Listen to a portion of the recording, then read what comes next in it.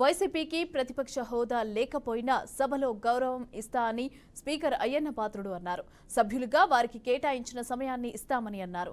సభను హుందాతనంగా నడిపిస్తామని చెప్పారు. ఇక తన గురించి జగన్ మాట్లాడిన మాటలు దెయ్యాలు వేదాలు వల్లించినట్లుగా ఉందని అన్నారు. ఊరిగం తీసుకొస్తాం. ఎమ్మెల్యేలుగా మాతో కూడా వస్తారు, కూర్చుంటారు, చర్చిస్తారు. వాళ్ళు కూర్చుని వేస్తే నేను అవకాశం ఇస్తాను. అందుకే బ్యాండ్ పెట్టి తీసుకొస్తాం. అంటే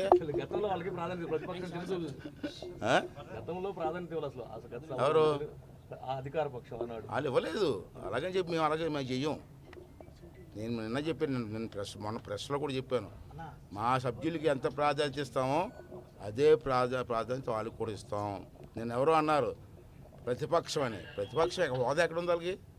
ప్రతిపక్షం పిలకూడదు, మీరు కూడా పిలకూడదు. ప్రతిపక్ష హోదాకి నెంబరింగ్ ఉంటుంది. ఆ నెంబరింగ్ అతను రాలే, ప్రతిపక్షాలు అంటారు.